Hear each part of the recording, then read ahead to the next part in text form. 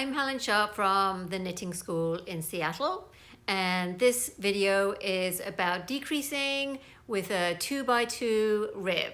So I'm going to show two different ways of doing it. One where you get visible fashioning marks on the fabric, and one where the decrease is right on the edge of the fabric.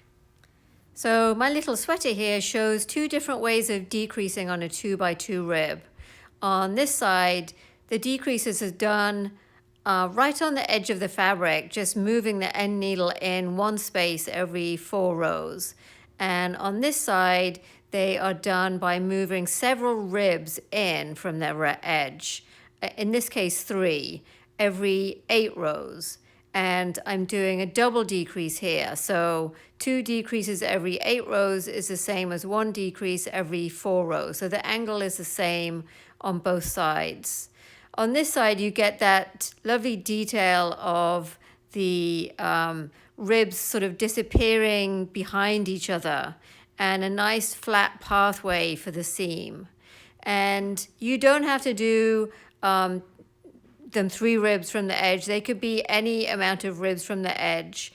And also, this is a valid decrease too. I quite like how the ribs kind of chevron into each other, but that gives you some options. Also, I just want to flip it over and show you the other side because it looks a little different on the other side, and you could use that as the right side as well.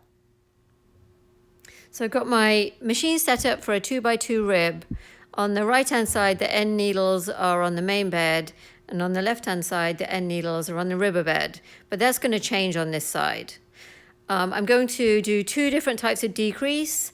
Over here, I'll do a non-visible decrease. So I'm just going to move the end needle in 1 space each time. And up on the right-hand side, I'm going to do a visible decrease by moving several ribs in, moving the decrease in from the edge.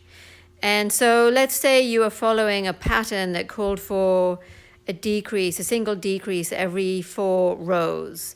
So that's what I'm going to do on this side, but I'm going to decrease every 8 rows on this side because I'm doing 2 needles each time. So that will make the angle the same on both sides. So I'm going to start here by moving the end needle in 1 space. And usually when I do a decrease, I bring that needle up to upper working position. I find that just helps the end needle to knit. And then on the right-hand side, I'm going to move 3 ribs in on the main bed. I'm going to move them in 2 needle spaces.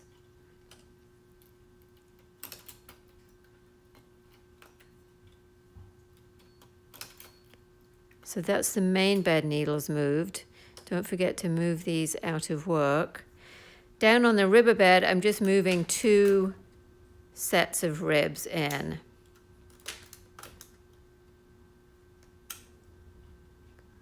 Now, can you see that I have needles in the same position here?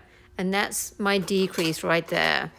I'm going to, if I can just grab it, get my double-ended transfer tool and move these 2 ribber needles up to the main bed. So there's my 2 decreases right there. And you can see I've gone out of sequence here, so I have 4 needles next to each other instead of 2. And they're going to go away on the next decrease. So 4 rows.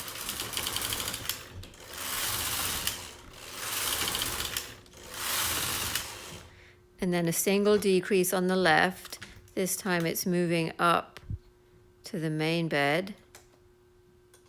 And nothing on the right.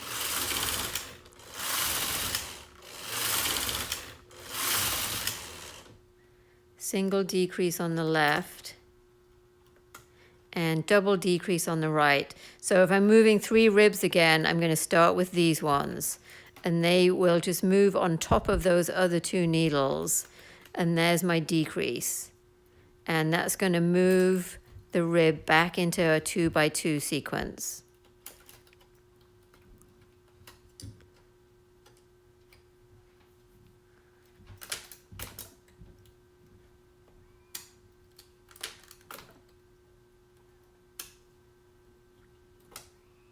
Bring those forward.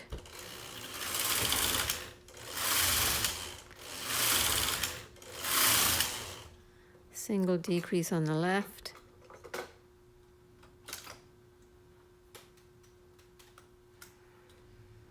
Nothing on the right.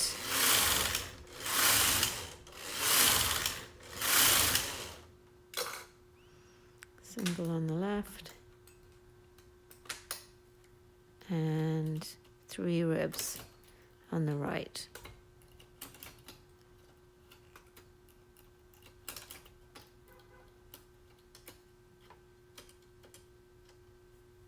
And 2 on the riverbed.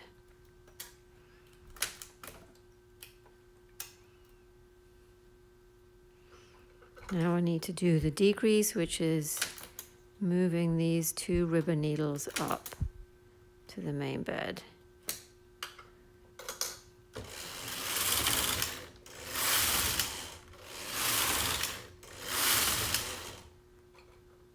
Single on the left.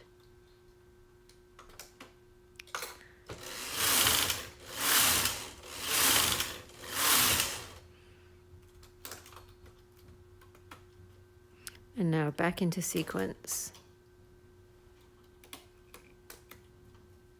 Let's move these first.